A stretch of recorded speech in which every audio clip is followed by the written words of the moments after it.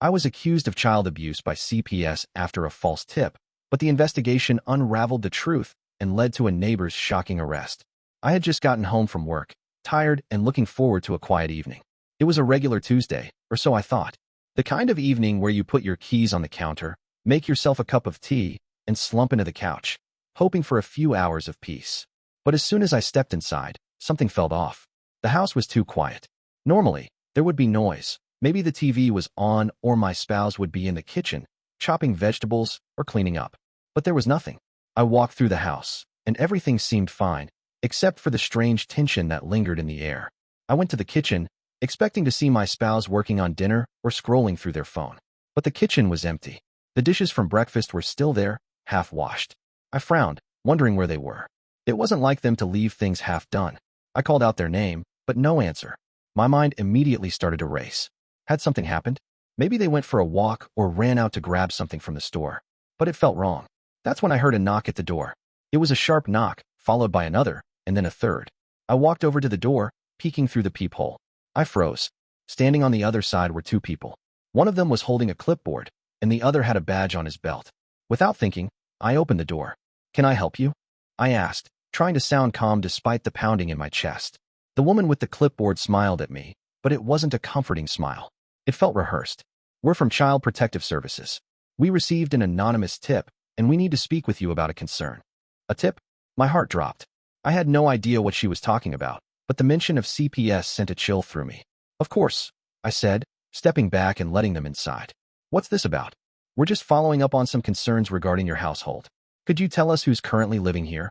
the man asked, his tone neutral but probing. I was confused, but I answered him honestly. "It's just me and my spouse. We have a few pets, but no children." The woman flipped through a few papers on her clipboard. "We were told there might be an issue with the children in your home." I shook my head. "I don't have children. There's no issue. Are you sure you have the right house?" The man glanced at his partner, who nodded and said, "The tip mentioned a child, and we need to make sure everything is okay here. We'll need to take a look around, if you don't mind." I felt a surge of panic. My mind immediately went to the worst-case scenario. I had no idea who could have made such a tip, but the idea that someone might be accusing me of something I had no idea about, made my stomach churn. "I'm not sure what this is about," I said, my voice shaky. "But if you need to look around, you're welcome to. Please, let me just get my spouse." I turned to head toward the living room, but as I did, something caught my eye.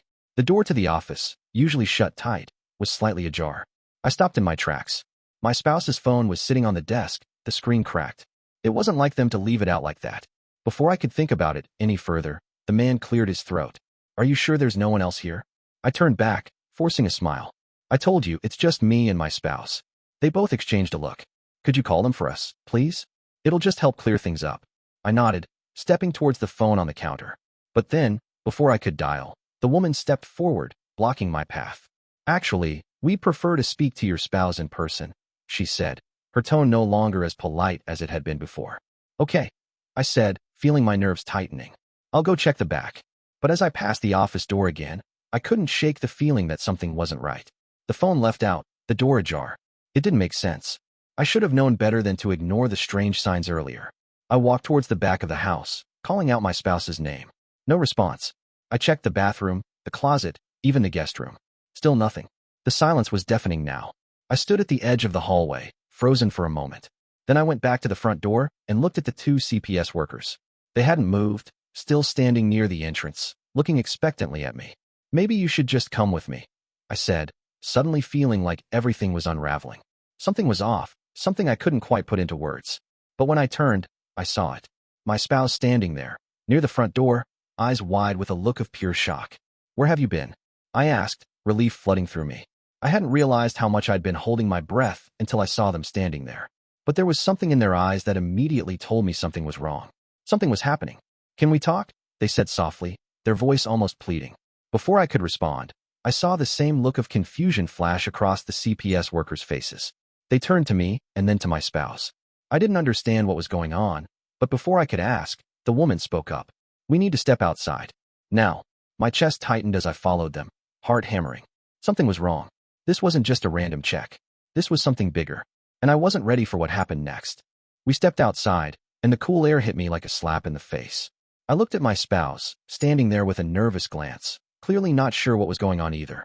The two CPS workers stood a few feet away, quietly talking in hushed tones.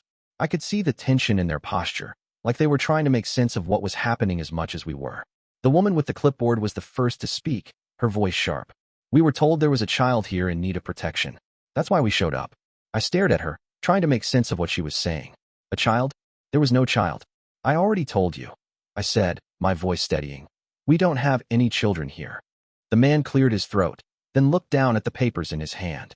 "We've been given some disturbing information about your household. We need to figure out what's going on." My spouse shifted uncomfortably beside me, still not saying a word. I could feel the weight of their silence, their confusion. I wanted to ask them what happened, why they seemed so rattled, but there wasn't time. We needed answers, and fast.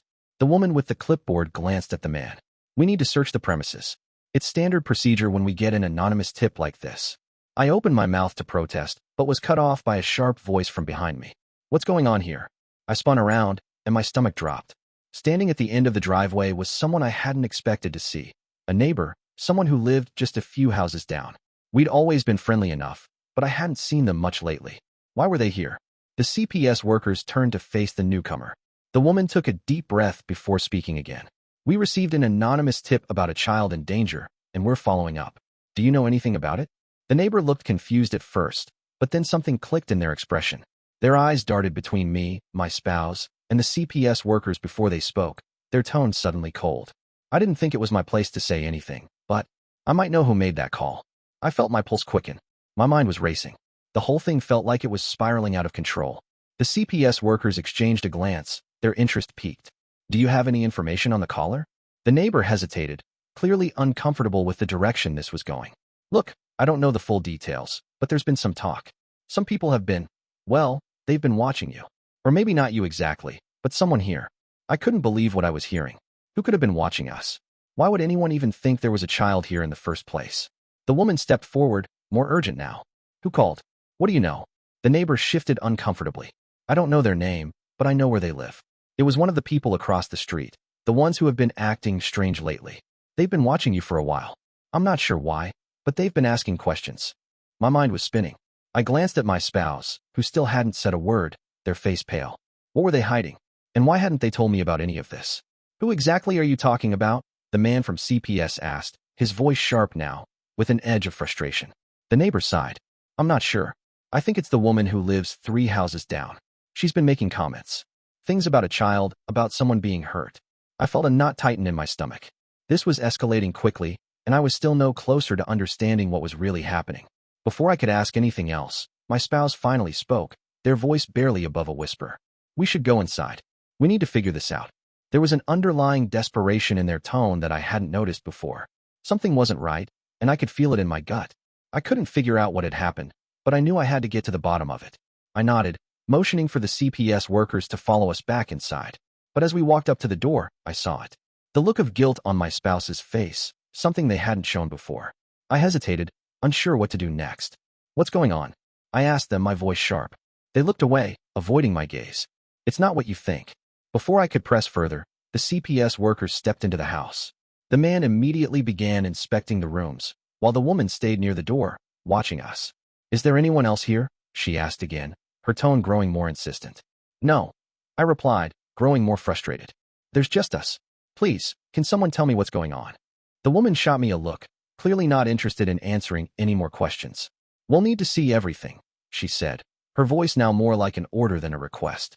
We all moved through the house, room by room, with the workers inspecting every inch, checking closets, under the beds, even the garage.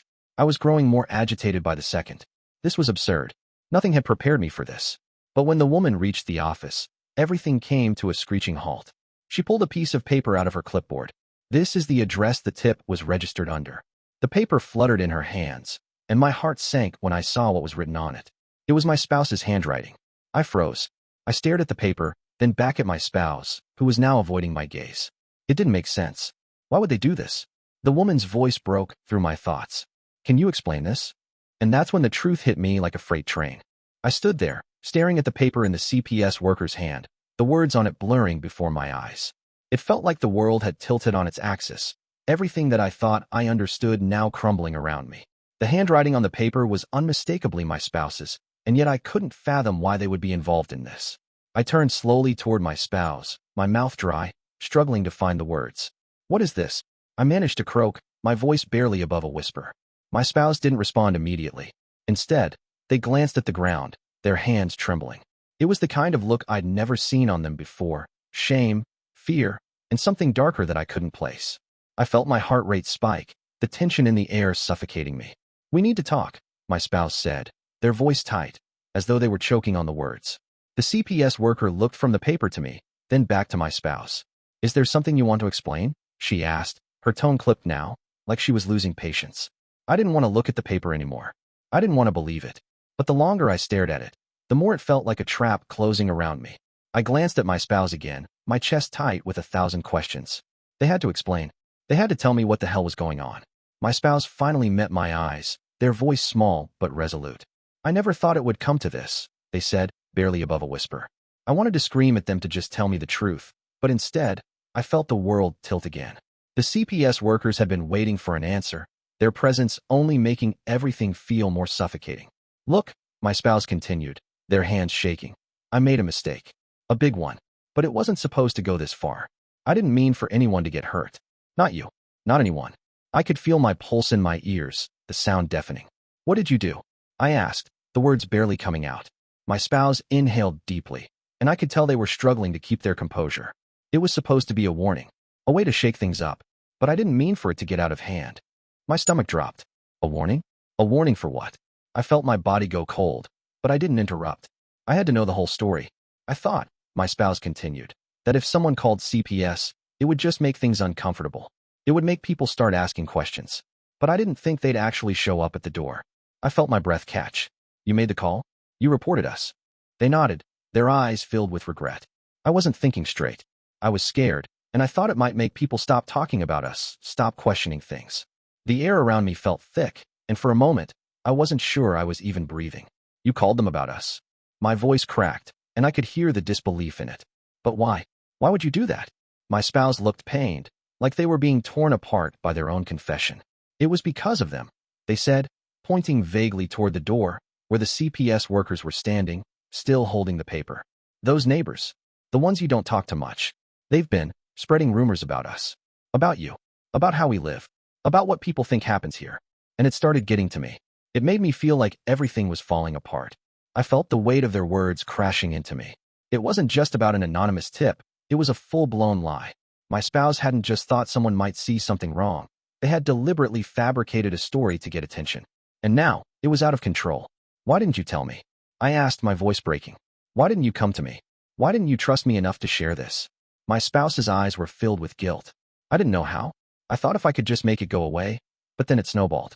And when they showed up, when I saw how serious it was, I panicked. I turned to the CPS workers, the anger bubbling up in my chest. "Is this really happening?" I asked, my voice shaking.